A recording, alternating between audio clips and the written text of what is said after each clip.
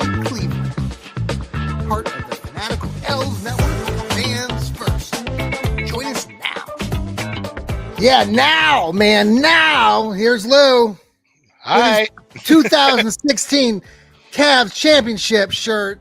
Look at that, man. I wish I could do that. You could. Nothing's stopping you. Everyone would be laughing. Everyone is laughing. How you doing, Lou? I'm good. I'm pretty good. I was pretty good. Even I stayed off of social media. I just post business stuff like my articles and things, and I just noticed that when I don't know if you've been trying to publish anything, the fans first site was down most of the last night and today, so my Cavs article was late coming out. Jeff was aware of it. I told Jeff about it. Yeah. He was, we're working on it. I'm like, all right. So I did not know that. See what I do, and I always recommend if you're writing, save your articles to a Word document. You know what I mean? Just have everything backed up. Yes. So that's what I had everything. Usually that's where I start mine, and I'm just copying and pasting. Copy and pasting. Hey, you know when the season is over. When George, when? Season will be over January 5th, 2025. Thank you. We still have 7 games to play. Oh, hooray. We're so excited. Hey, you know what? Don't watch. If you don't want to watch, nobody's making you. Yeah. Don't watch. Quit wearing your Browns gear. Give up. Yeah. Guess what? I mean, well, lots to talk about. We're definitely stirring the pot. There's a lot to stir already. Yes. We don't even have to do it. Amari Cooper? Amari Cooper. You sent that to me. I watched it. I watched what he said. Yeah. Go ahead. You give your thoughts. Well, okay. So Amari Cooper, I mean, there's so many things to talk about with this team and where we're going, but Amari Cooper, who, I bought his t-shirt because I always thought, Amari I always felt like, and I still do. I think Amari is a class act for the most part, as far as a professional. He came to Cleveland. I thought he, did a lot of good things the right way. He didn't speak a lot. He was a lot like Nick Chubb. And now he came out after the game yesterday. The Buffalo wins a big game against the Kansas City Chiefs, who had been undefeated.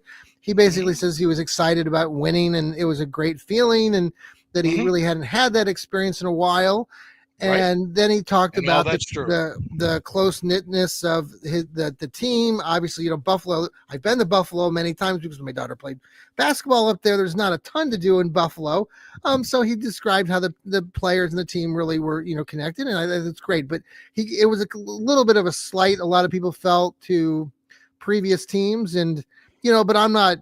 Go ahead. I'm not going to bash. I'm not going to bash him. I just. I don't think that's what he meant. Okay. I don't think that was meant to be a slight to Cleveland, but you can tell me what you think. No, I don't think it was. Okay. I don't know what it was. He's making comments about, previous experiences and whatever that means. And I'd like to hear what you say. It's out there. People are commenting on it. I was upset at the time, not now, George, but back in disappointing for everybody, George. You're not back in the back in the day. I mean, when he was still with the team, I've been more annoyed with these commentators and people out there who follow this team and even fans who were dissing and saying that Amari Cooper was, he's dropping passes and all this stuff. Get rid of him. I'm like, dude, he's one of the best wide receivers in the NFL.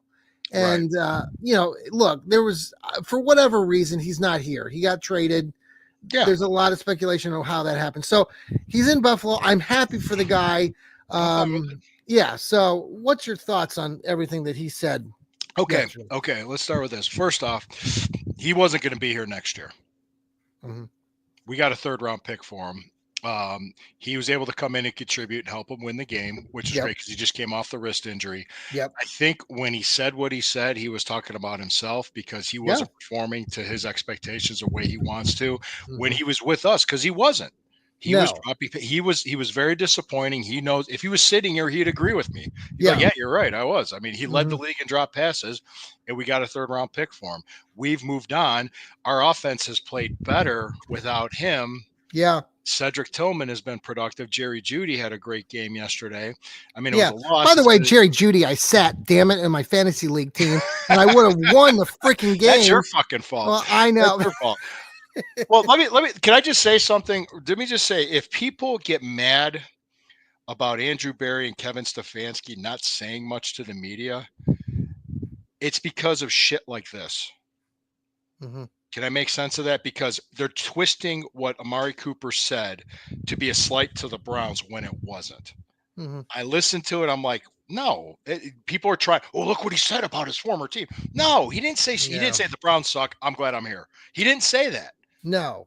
They're implying that he said that. They're insinuating. They're speculating. They're stirring up drama. This is why they don't say anything, because they know this is what will happen. Pay attention to what they do. Forget about what they say. They're not going to say anything. They're not going to say anything to you, even the players. Pay attention to what they do. Pay attention to the moves they make. Pay attention to the moves they don't make. Yeah. And speaking of which, I'm going to tie in one more thing with this. Tony Grossi. Yeah. On Rizzo's show. Did you see what he did last week? Oh, well, and like, oh yeah, they're obviously under pressure to win. Of course they are. It's the NFL. Every team is. Plus, he's saying, well, they're not playing young players. Wait a second. Jed Wills got benched for DeJuan Jones. And we'll talk about his injury. That's horrible. I feel horrible for the kid. Yeah. Because he was doing really good. Yeah. Cedric Tillman's in for Amari Cooper. Okoronkwo and Isaiah McGuire is in for Zadarius Smith. Right. They're playing younger players. They're seeing what they got. Now, does that mean that Stefanski's still going to be here and Bear's still going to be here? I don't know. I don't know what's in the mind of Jimmy Haslam. I don't know how the rest of the season's going to go. I don't know. But I guarantee you, if I was the owner and this was my team and I'm spending millions of dollars on this, you don't think I'd meet regularly with the general manager and the head coach to say, okay, this isn't going right. This isn't going well. My investment is not going well. What are we doing? What are we doing to fix this? Right. What's the plan? Right. Base your decision off of those meetings. Don't just do it. Yeah. Because, oh, yeah, we had a bad game. Or, oh, yeah, we're having a bad season. Yeah, that happens. I mean, of course, you got to understand, okay, are we going to fix this and how? So that's the thing that we all got to go. That's the thing you got to go on. So that's just me just saying, hey, pay attention to what they're doing. Yes. Actions speak louder than words. Forget the press conferences, forget everything else. Oh, it's just one of those things, man. It really burns me because I said this with Jack Duff. If you paid attention to the interview I did with Jack Duff, and he agreed with me on this, and him and I do agree on a lot, but we don't agree on everything. But I said, is somebody like Tony Grossi doing that? Is he reporting what's happening, or is he making himself the story? He made himself the story by doing that. So fuck you. What did he? Now I like Tony. So okay. So I do too. But what in did this he? case, he's What wrong. did he say exactly? He said that.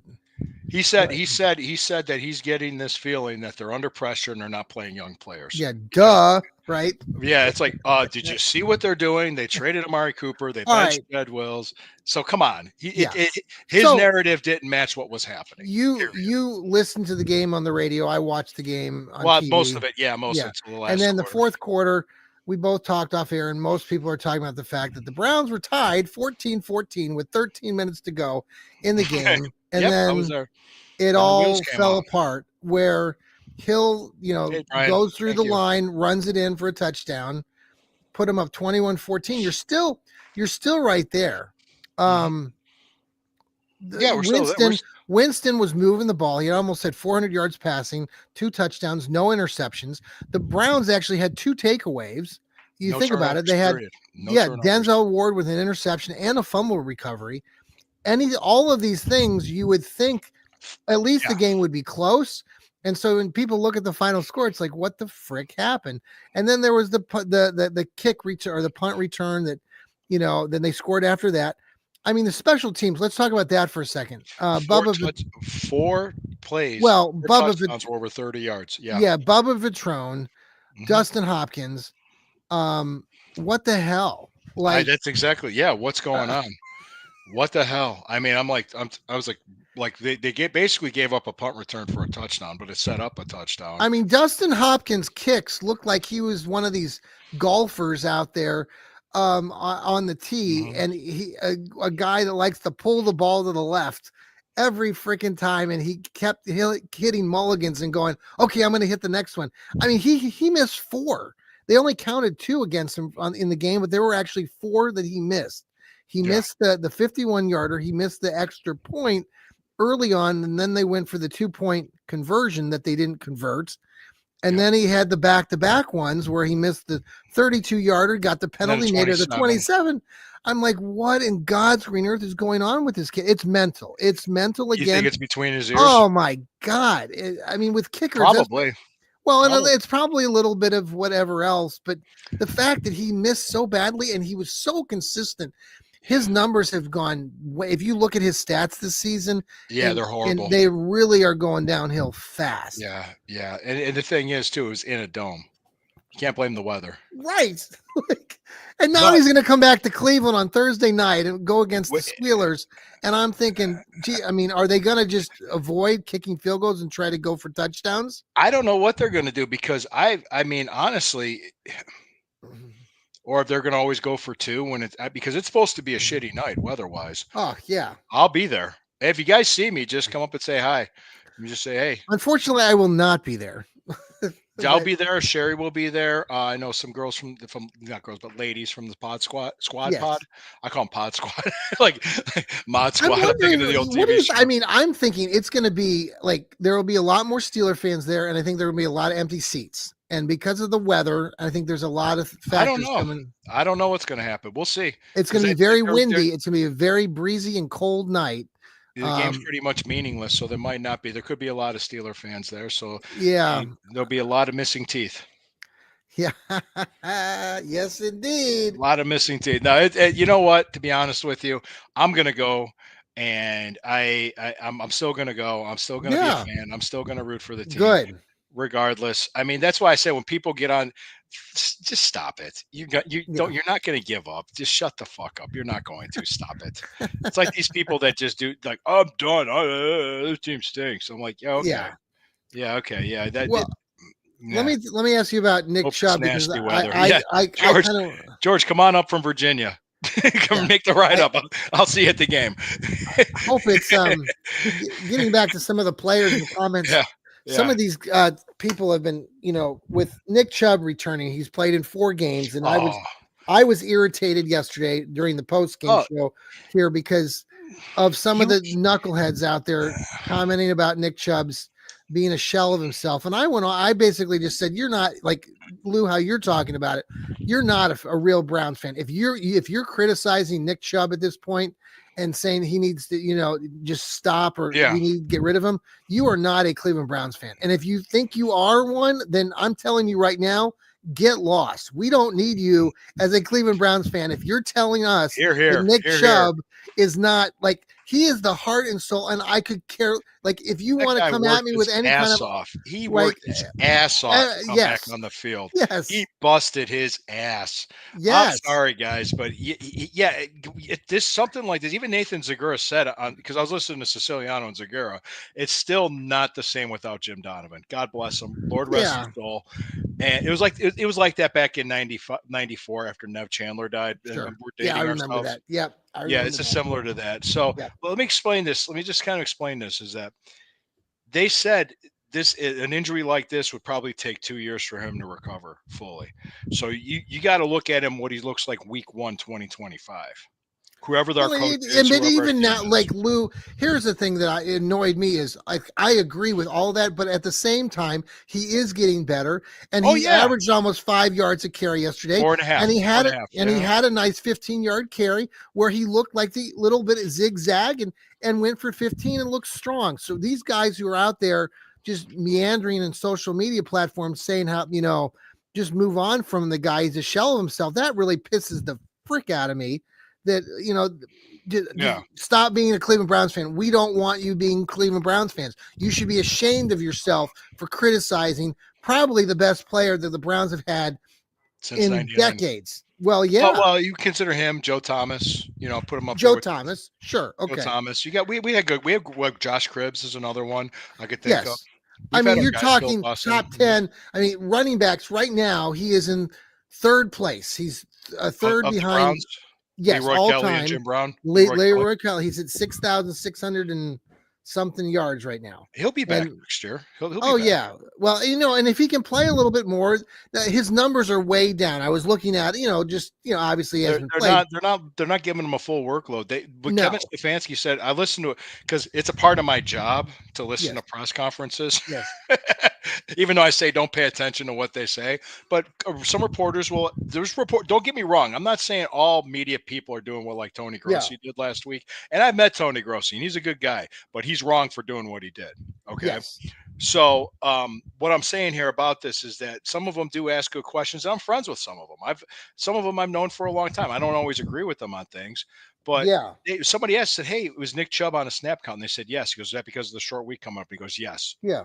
Yeah. That's all he said. He said, Yeah. "Yes, we know he's got a game Thursday night. We didn't want to give him too much." Yeah. Yeah. A couple things on Nick Chubb. I just want to share a few stats that I thought. Go ahead. You had Myles Garrett stats too. Well, I was going to get to Myles here in a minute, but Mm-hmm. with Nick Chubb, okay, we all know that his numbers are down this year.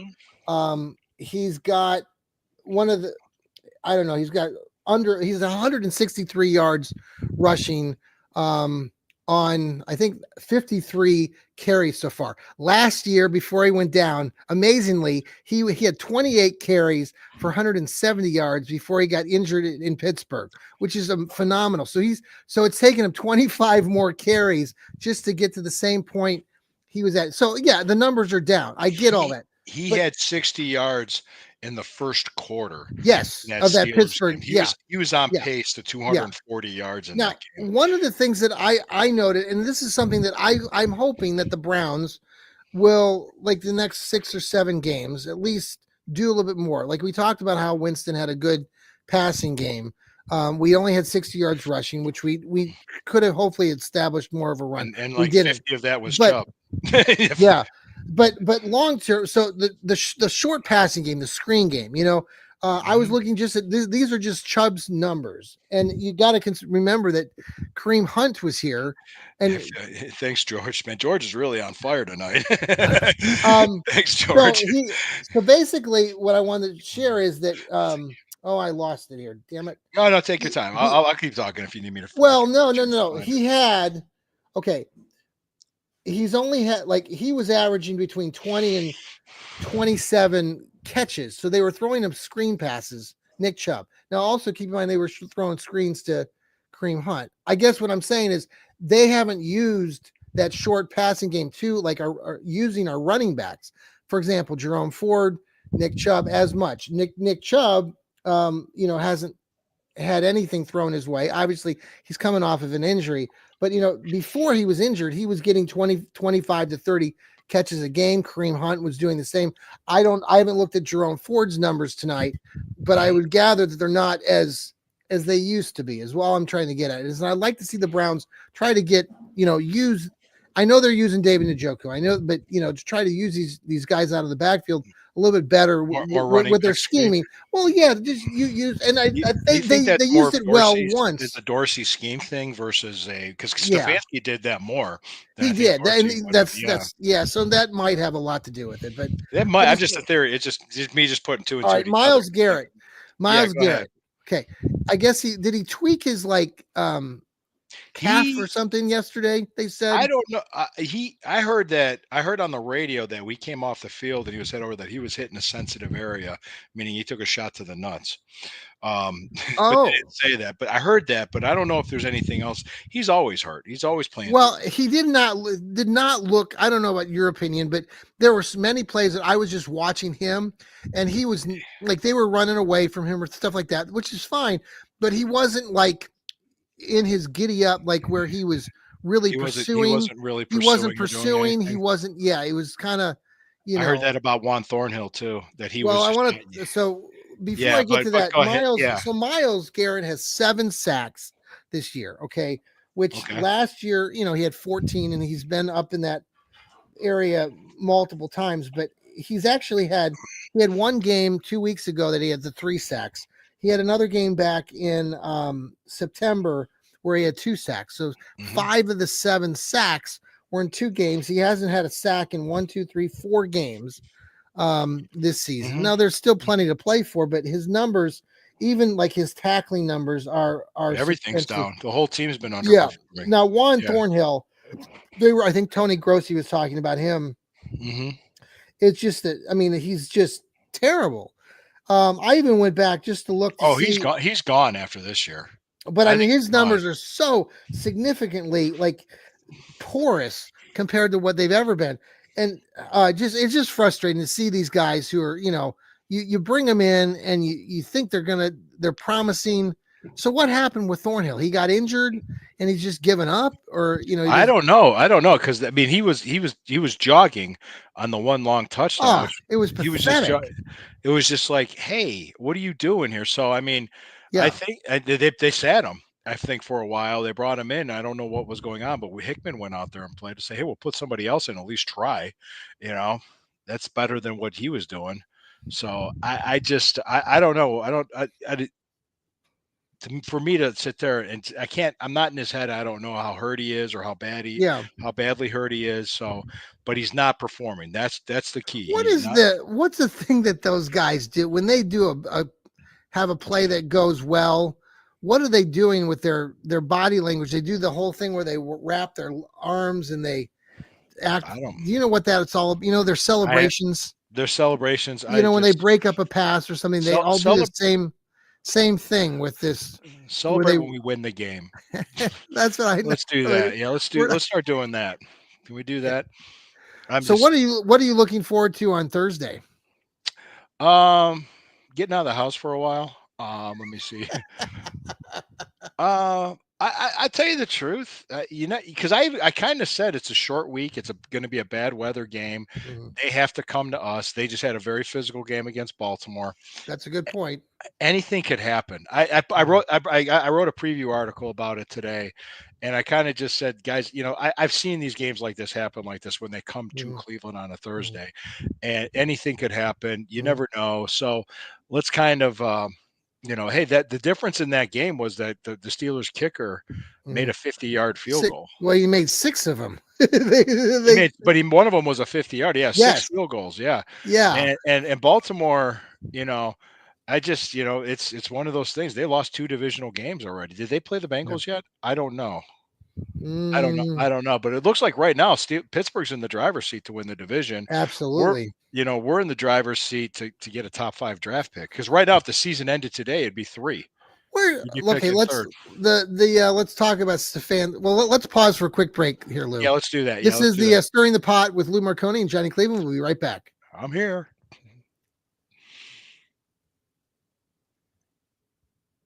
We're back. We're back. I'm And we back. were quiet.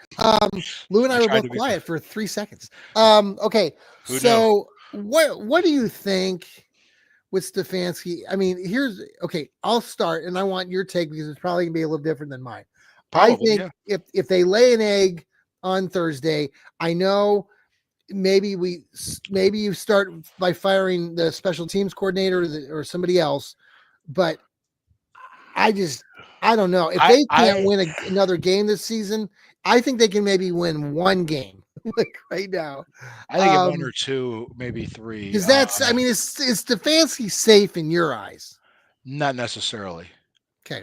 I alluded to that earlier, saying that it depends on how everything goes. But if I was the owner, what thinking business wise, Mhm. I would meet with them and probably on a regular basis, meaning at least weekly. And Yeah. I'm sure he does. I'm not saying he's not. I would say if we sure he does, and he wants to know, okay, how are we going to fix this? What's the plan? Like this season pretty much is a wash now. Hmm. What are we looking at? What are we doing? So I think he would base his decision on that. There's going to be turnover. Hmm. There's going to be turnover, just depending to what degree. Like assistant coaches and players, Hmm. definitely. Hmm. That's for sure. I Yeah. mean, we probably have a new kicker next year. We'll probably have a new starting safety next to Grant What Delpit. about a kicker next week? Yeah. Well, I don't see any major changes, whether it's the head coach and GM or all Yeah. coaches or whatever. I think they're going to wait till the end of the season before they do anything. At least that much. That I could say that much. Okay.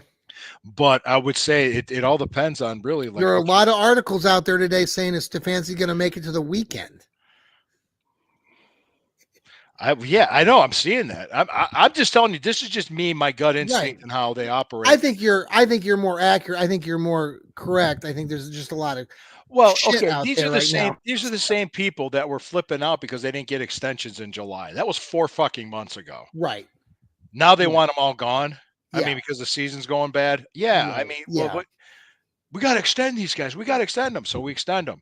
4 months later, we got to get rid of these guys. We got to get rid. Whoa, whoa, whoa! Slow down, Sybil. Where did Okay. okay? So let me ask you this question, Lou, because I've been talking Yeah, to my friends and my football fans and former coaches and people that I work with, and sure. I agree with this assessment, and you probably will too, to a degree, Well, that the NFL, that the players in the NFL, they're all super talented, and for the most part, NFL teams are pretty much, filled with players that on any given Sunday you can win a game.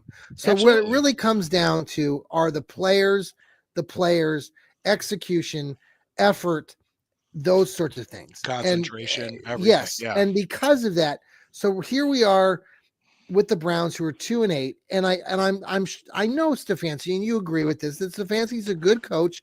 He's Yeah. done a lot of good things over the last 5 seasons with the This is his Browns, 5th season with us. Yeah. but I believe, and I'm not criticizing Stefanski necessarily here, but I don't think He deserves it for being I 2-8. don't Yeah. I don't believe he has the locker room, but it's because players and coaches, I mean, you're 2-8.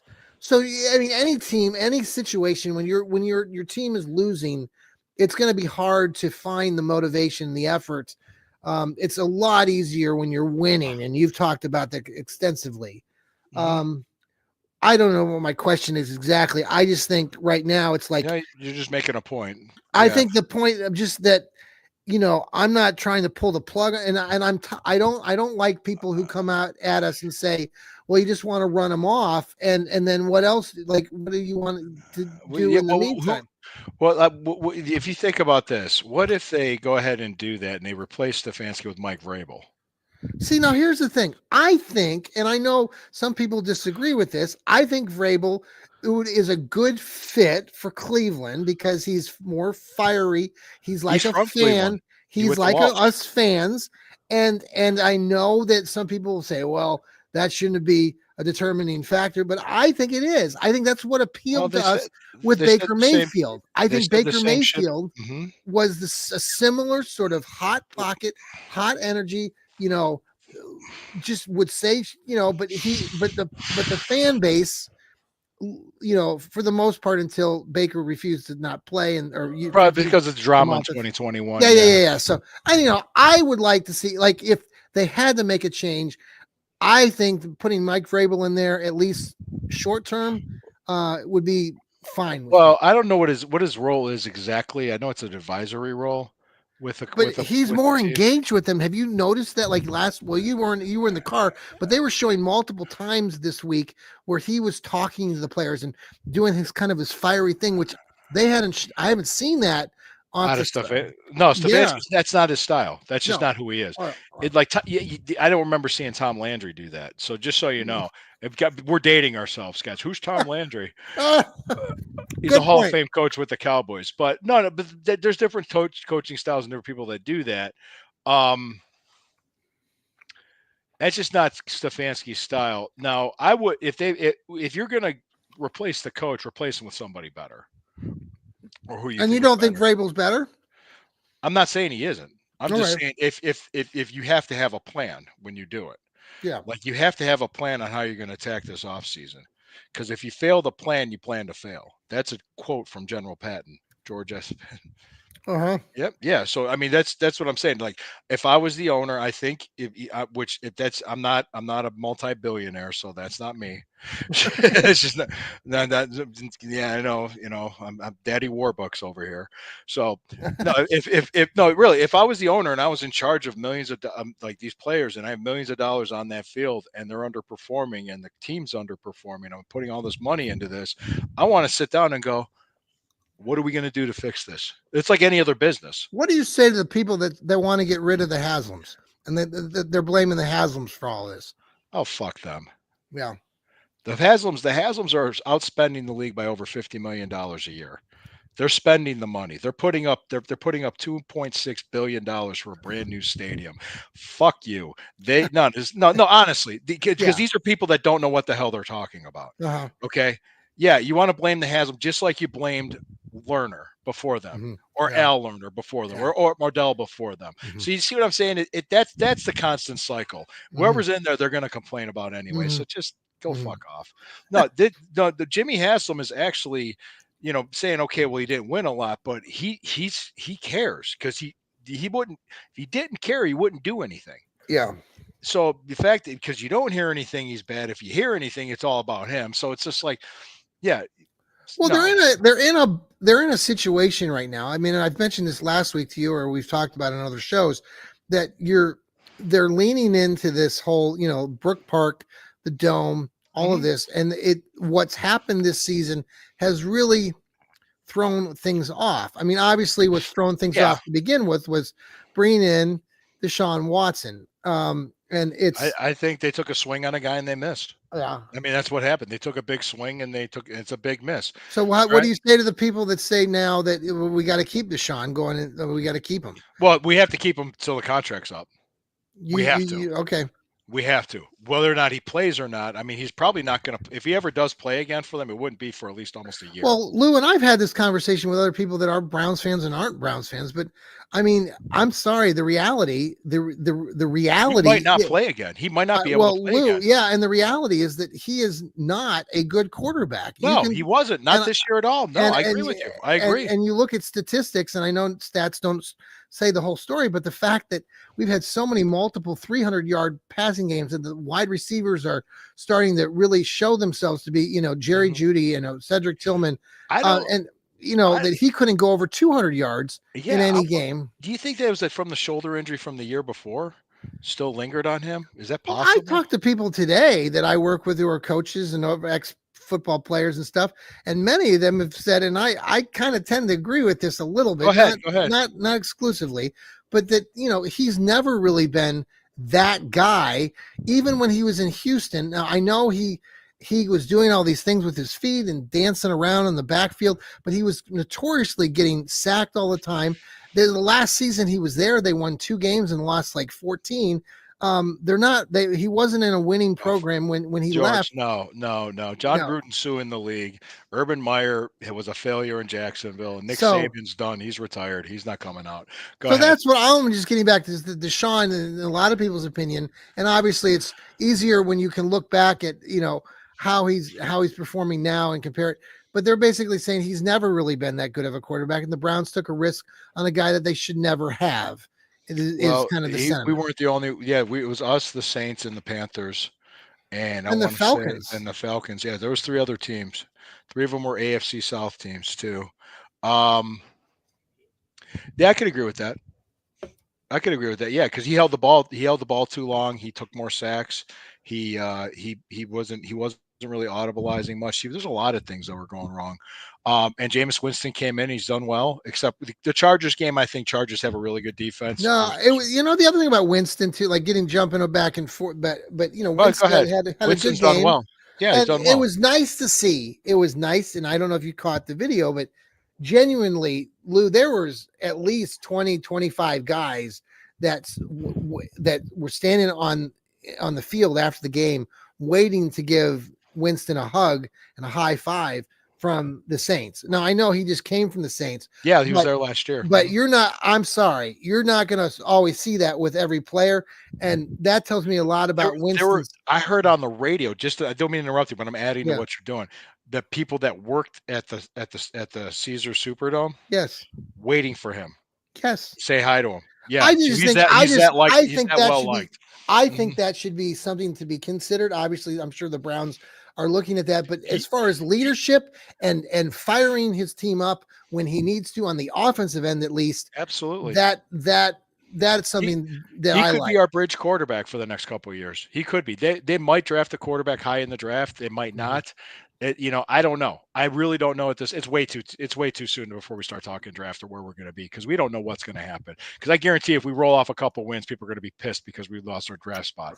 So, So I've been there. I've seen this happen. So don't. I mean, I'm 51 years old, man. I've seen this stuff. You want to switch gears now because we got maybe more minutes. We want to talk Buckeyes or Cavs first? Cavs. All right, 15-0. Amazing. Now I will say this: my buddy Dean Wade, and Isaac Okoro too, but Dean's my buddy. I know. Sprained ankle. He's a sprained ankle. Talked to people that know. Said he'll be out 5 to 6 days. Days. I was about to say weeks. I was like, shit. No. Like, it was just a roll. So he's not playing tomorrow. No. Against the Celtics. But yeah, it's amazing, man. There's only 4 other teams that they're one of 4 teams now, or 4. Second best start in NBA history. Mm-hmm. The last 2 now only one team has won a championship of those 4, by the way. The rest went out early in the playoffs. Just whoa, hold on. The 24-0 Golden State Warriors lost in the NBA Finals to the Cavs. Yep. The 93-94 Houston Rockets won it all. They won it all. Yep. I'm trying to think. So the Washington Capitals of the old league that came in. Was it the ABA? No, it was the other one. The basketball. BAA, the basketball. Oh, okay. They were BAA. Now they were the Washington Capitals, and now Capitals.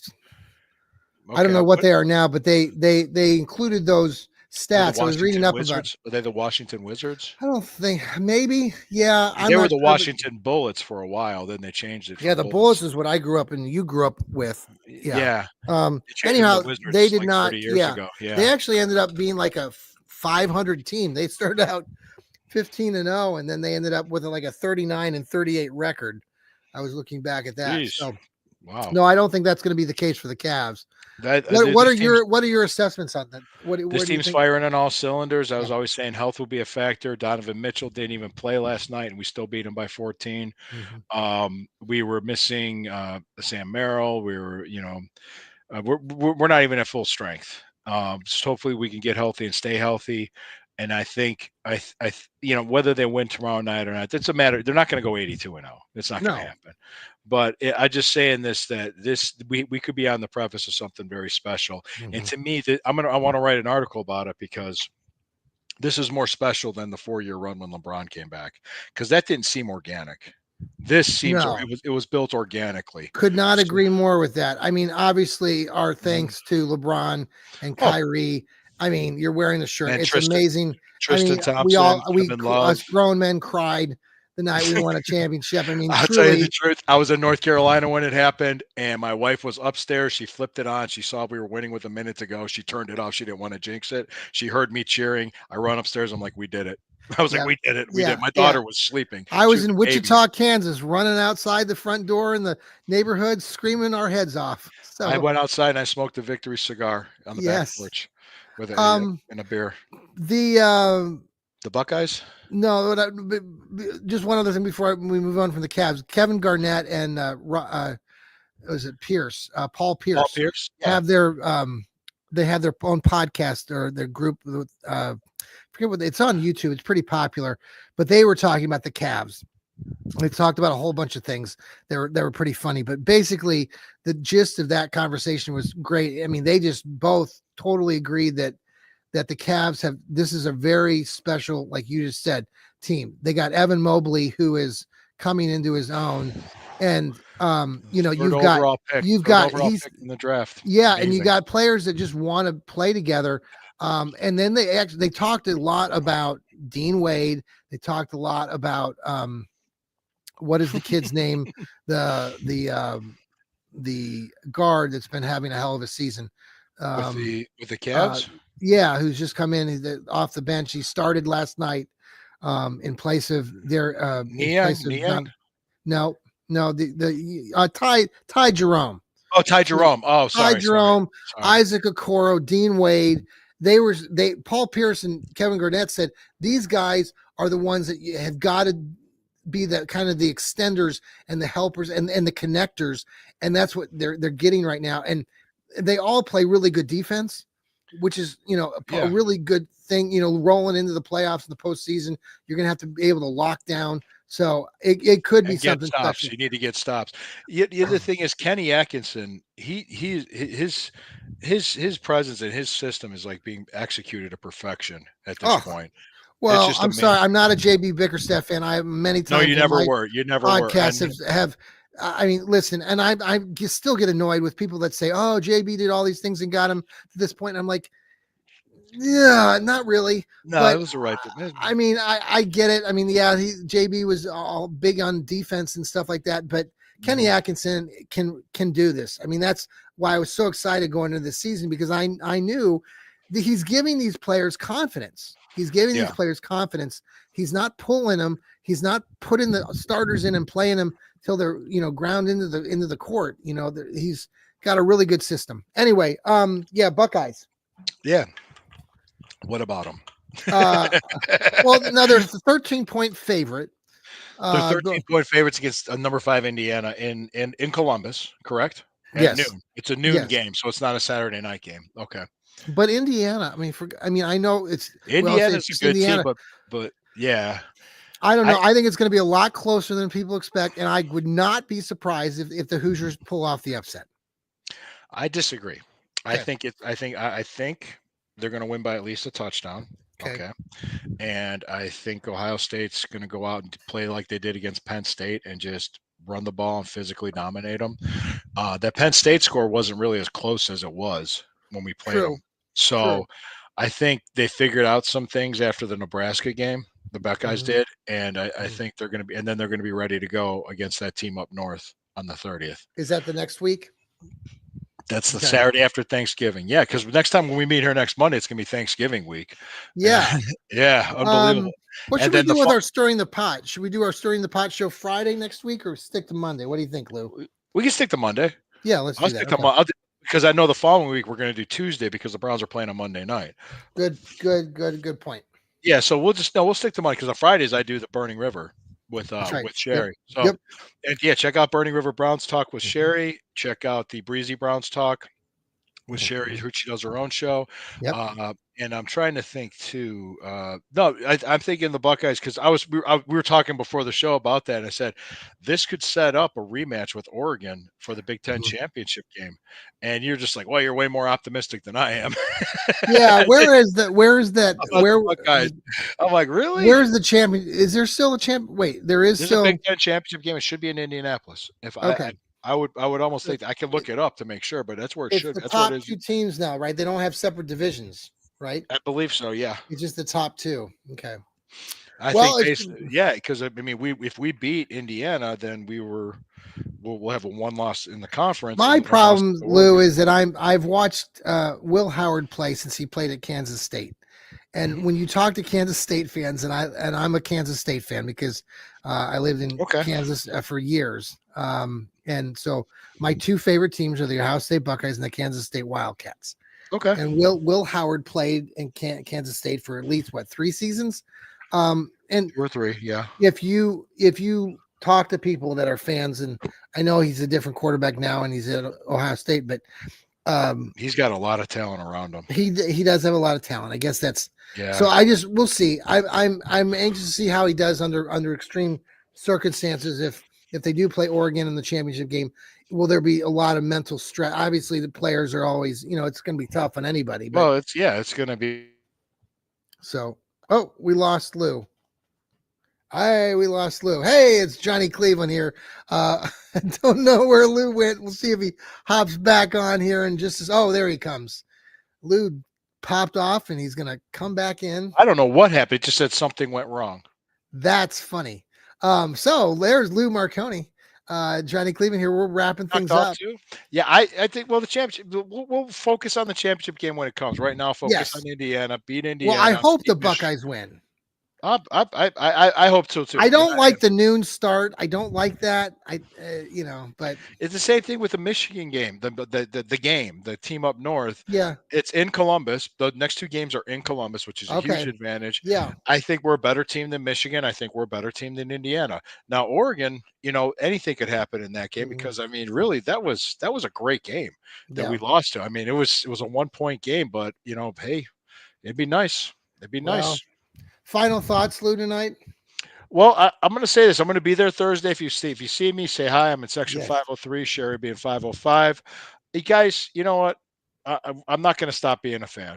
I'm not going to. I actually did this a long time ago. That was after like we didn't have a winning season since 2007, and it was like 2014 and all the turnover. And I said, you know what? I'm not going to spend money on this team until I see at least 2 8-win seasons in a row.